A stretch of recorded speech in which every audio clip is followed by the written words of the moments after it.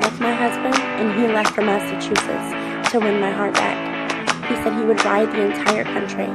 When he started riding, I came back. Ever since, I've been trying to find my way in his world. We face many stumbling blocks, many challenges. I fail every day. I make mistakes constantly, but I just keep trying. I can do this.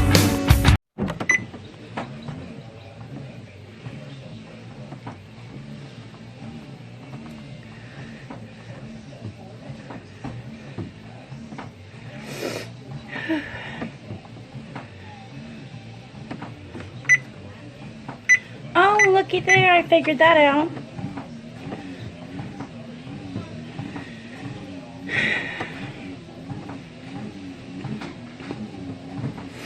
Hello, Debbie. Hello, Peter. Hello, Trisha. Hello. Hello, Paul. Hello. I've already started, and guess what? I figured out that there's these arrows on the sides of my treadmill that make it so that I can go 1.5. I don't have to go 1 or 2 or 3. I can increase by digit and not by full chapter, or however you want to say it. So exciting for me. Learn something new every day. Hello, Angela. Hello, Mother. How is everyone today? Hello, Trisha. Hello. Maddie is not barking today, so I think she's gotten used to this monster of a machine. Hello.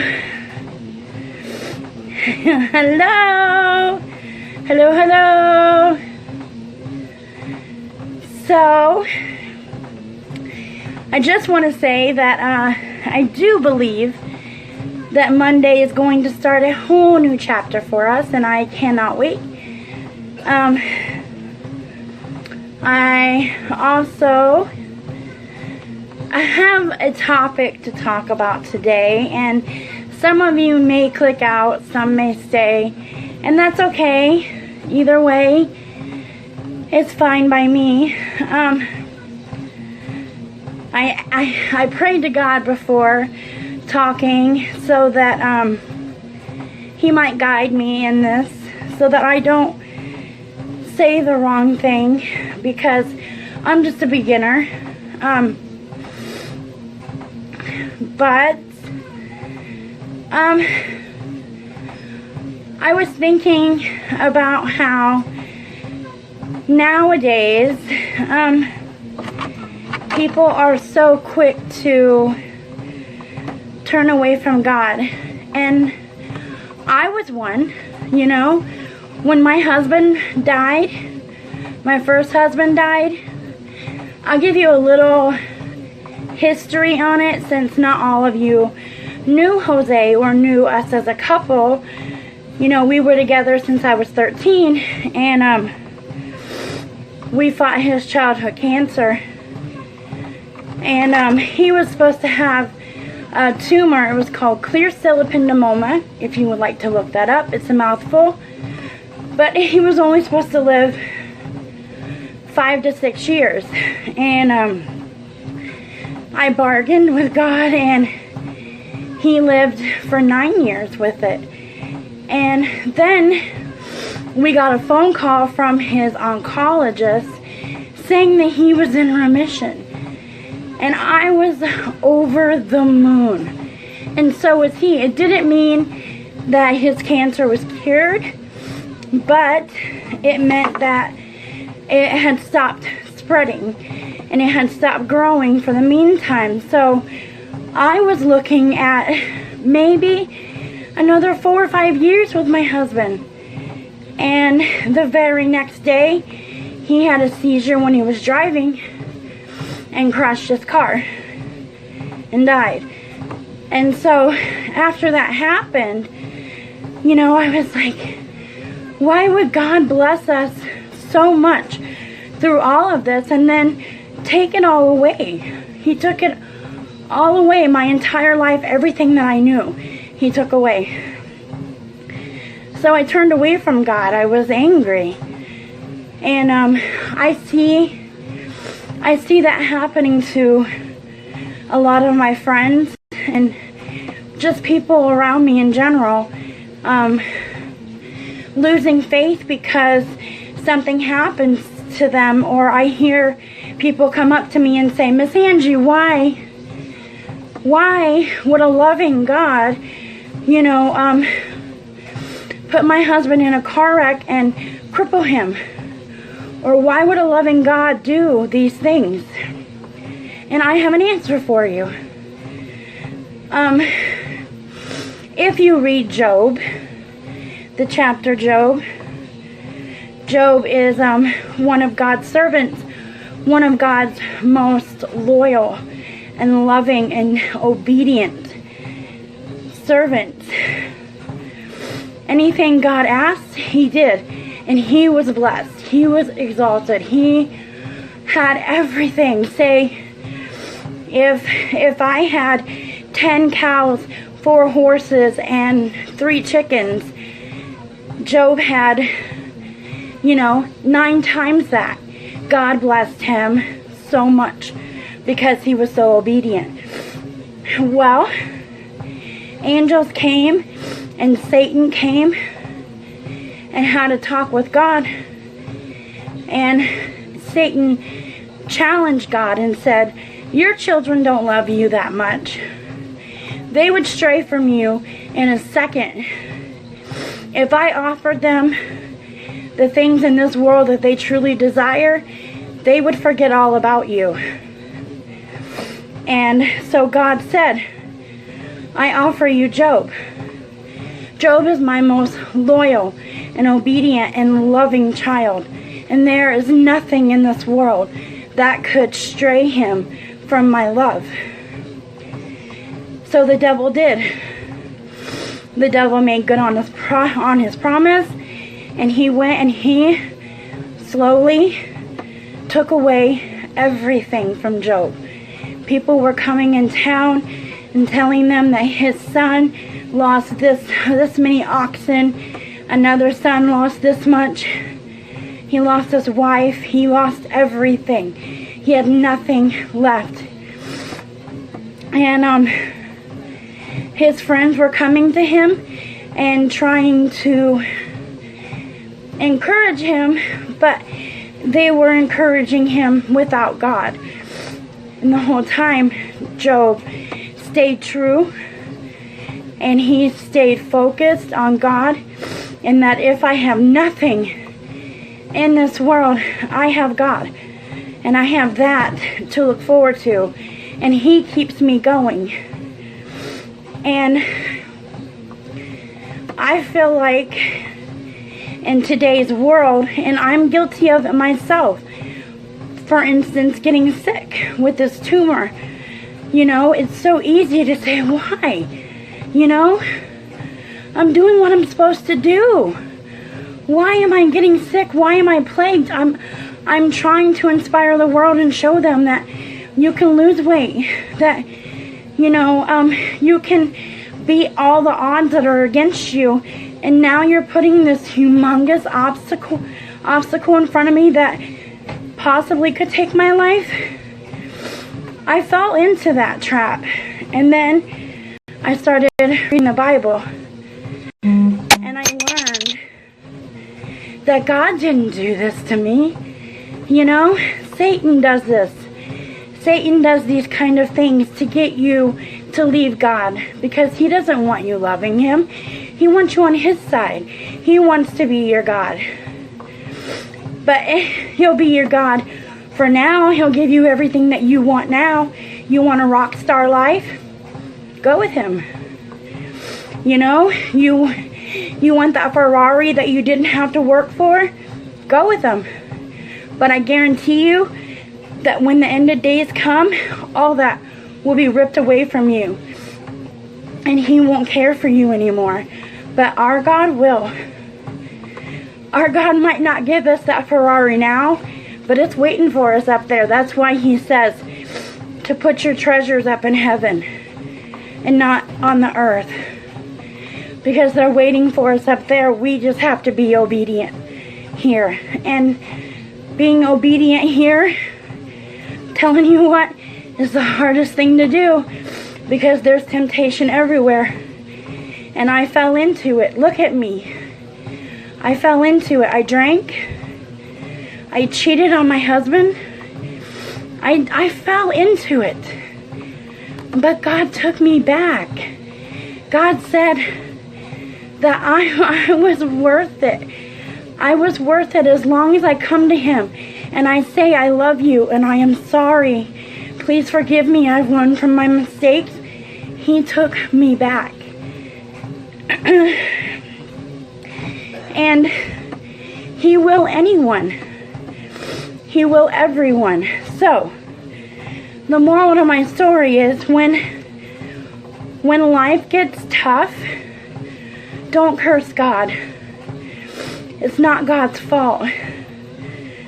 He never left you. He was always by your side, just waiting for you to see.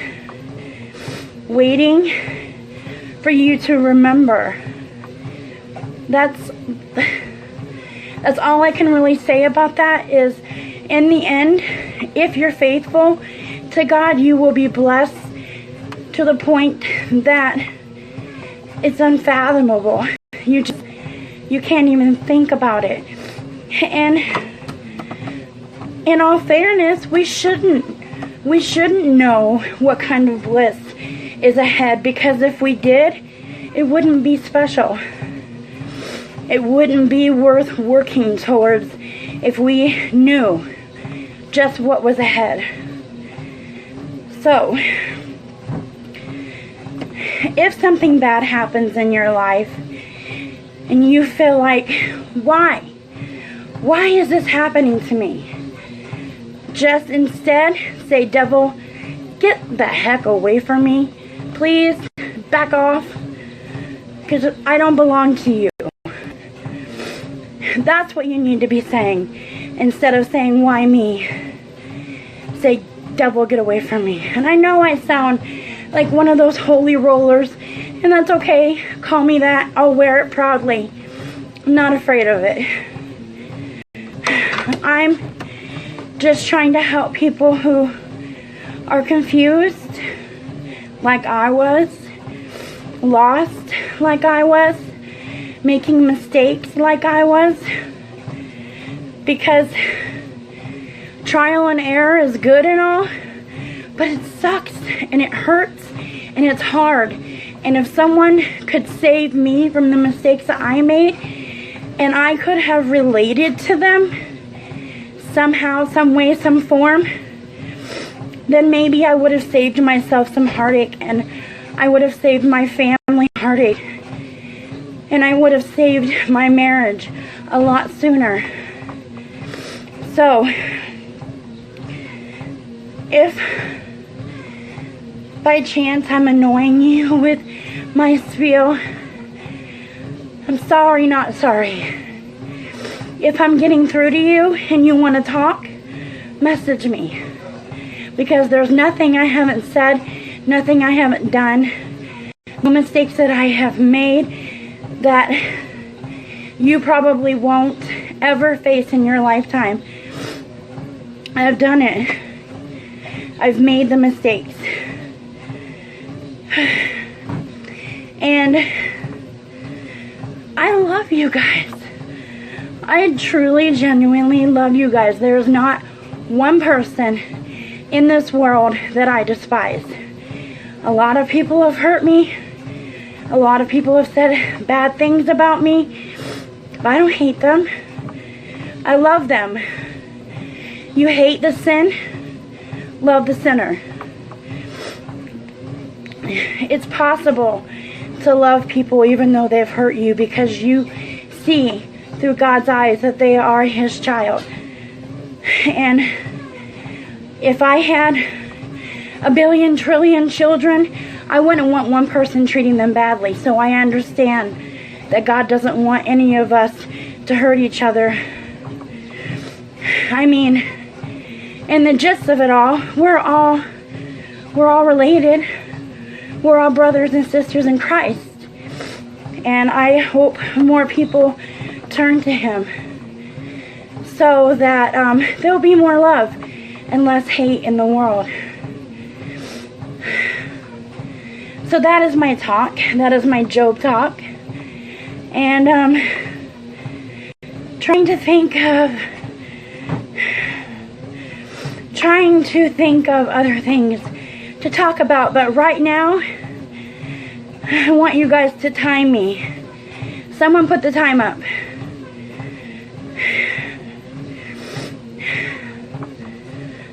Time. Because I'm going to try and jog for a minute. And if I don't make it, it doesn't mean I'm a scam artist. It just means I failed. Stop, Eric. You made me look. 8:44. Someone tell me when it's 8:45. Are we ready? Whew.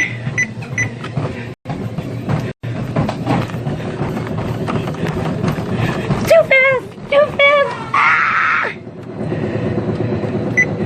Hang on. Okay, let's try that again. There we go.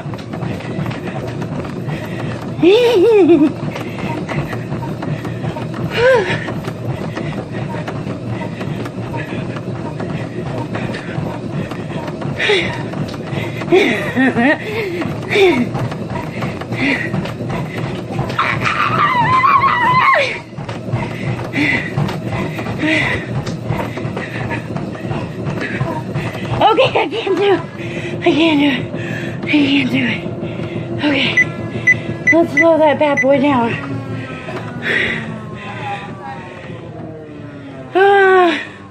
That's harder than I thought it was gonna be.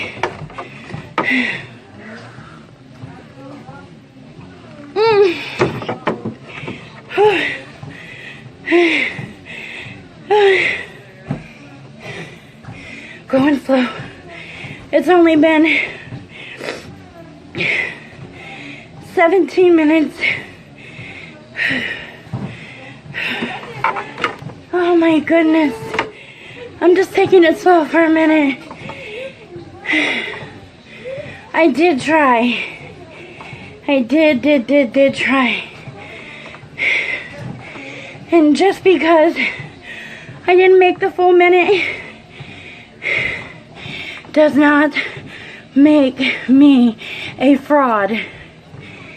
It makes it so that I fail at my attempt. Let me just make that clear. Not a fraud, but a failure. But next time, I won't be. Okay. I can breathe again.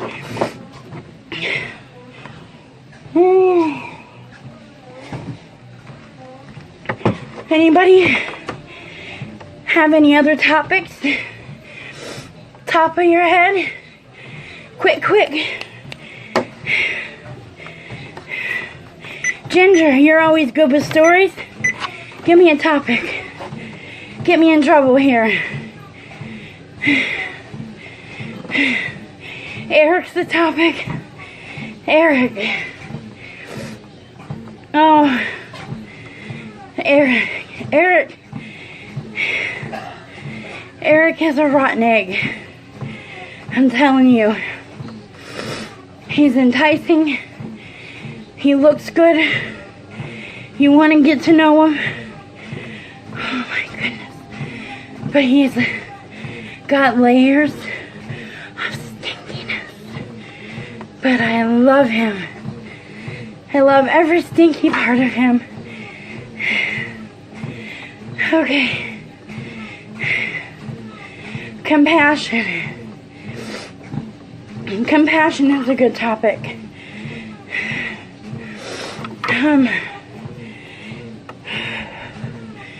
Compassion is disliking someone, per se, but instead of showing that dislike and being rude, it is letting your inner light shine and being nice, because that's the right thing to do.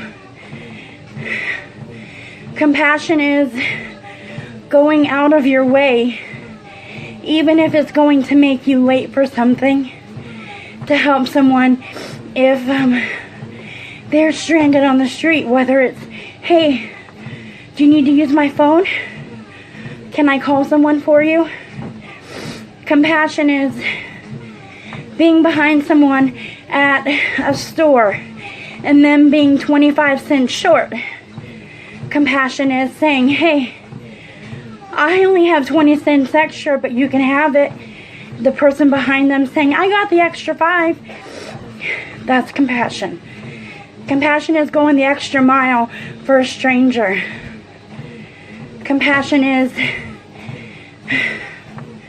having a hot date, and then your friend calls and says, oh my gosh, my father's sick, or oh my gosh, my boyfriend of 5 years broke up with me. Can we please just have a wine night and talk? It's telling that date of yours, hey, I've known you 5 minutes, I like you, but I need to take a rain check because my girl really needs me. That's compassion. Compassion is everything good, all wrapped up into one act, one solemn act, repeatedly. Compassion is walking past a homeless person and not having a thing on you, not having a dime, a dollar. All you have on you is 2 gloves. Give them the gloves. Put your hands in your coat pocket that they don't have. That's compassion.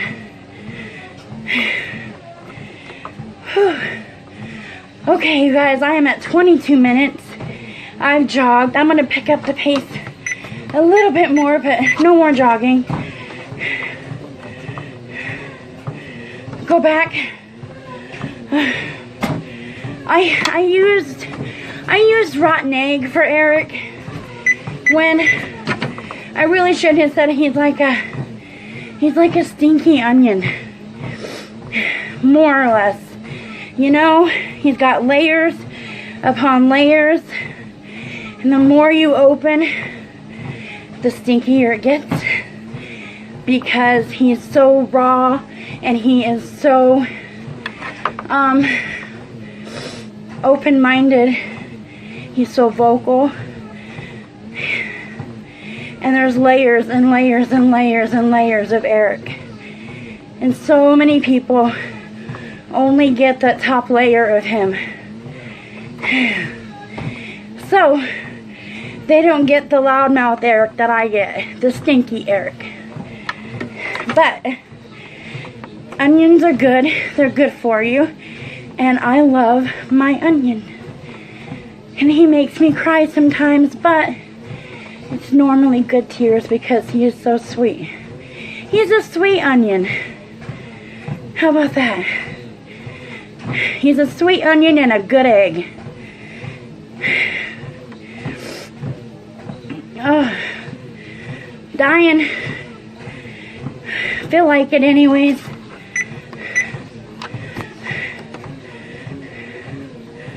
I'm sorry, Eric. I was trying to explain it, but you know, the endorphins, they kind of mess up your thinking. So I asked God to help me talk. And even then, the Angie gets a hold and just blah, blah, blah, blah, blah, blah, all of it up.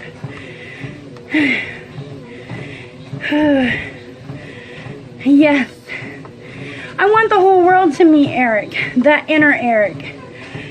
You know, that third and fourth layer of Eric. But he doesn't let a whole lot of people in because he was hurt as a child when his best friend died, and ever since then he has been very guarded.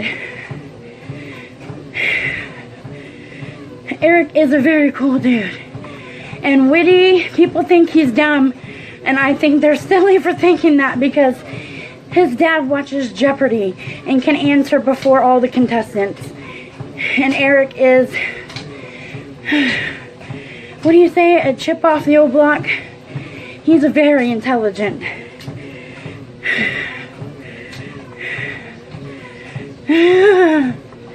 Eric. Mom, what'd you say? I'm doing awesome. Thank you, Mom.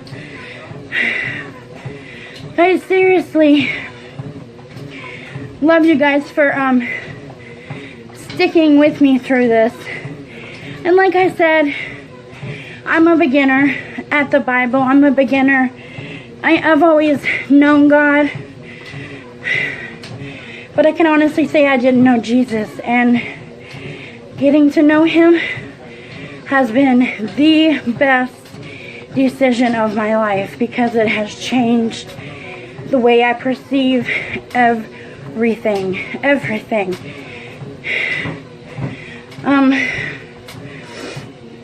Like just the other day I was talking about how used to before, whenever I would hear Lifeline coming over my house, I would feel sorry for the family, thinking this person is about to die, and someone in that hospital is going to lose a member of their family, and they're going to be going through the pain that I went through 13 years ago.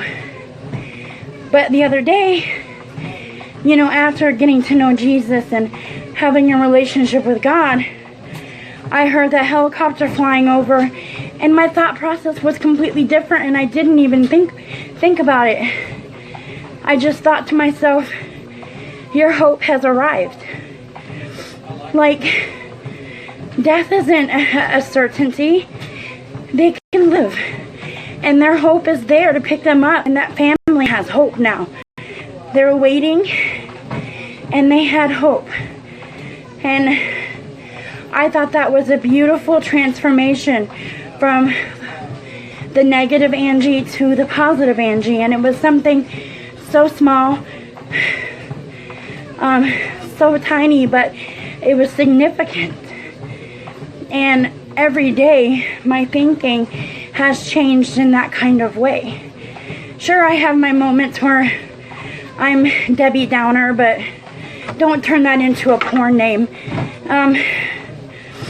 But I get those moments too, but I snap out of it a lot quicker than I used to. I have 2 minutes left, and I feel like I'm gonna die. I'm gonna slow it down. Oh my goodness. Sorry I didn't do a live one last night.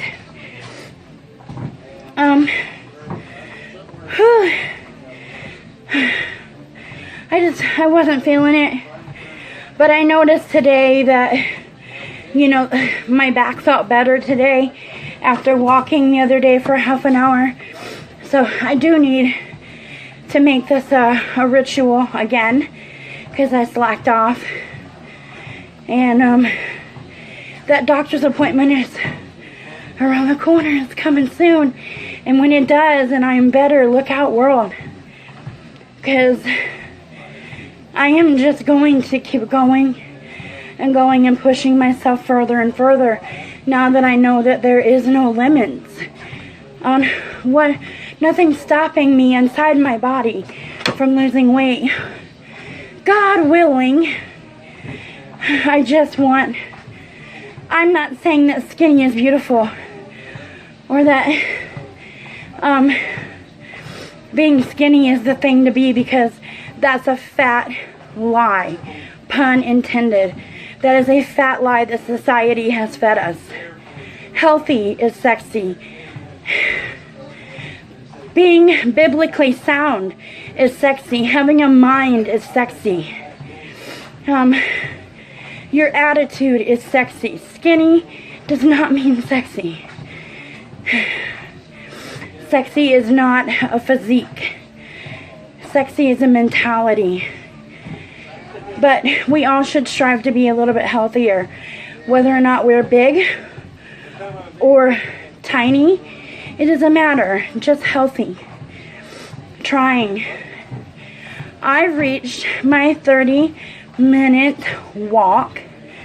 And I know you guys probably aren't ready for me to go, but I'm ready to go stand outside and cool off. So, hang on. Let me show you my numbers. I gotta stop it first or stand off. I almost killed myself during this. Y'all almost witnessed my death. Okay. So, I don't want to turn it and confuse you guys. So I didn't do an incline. My time was 30 minutes. Distance higher than the last time. Woohoo! Calories burned 106.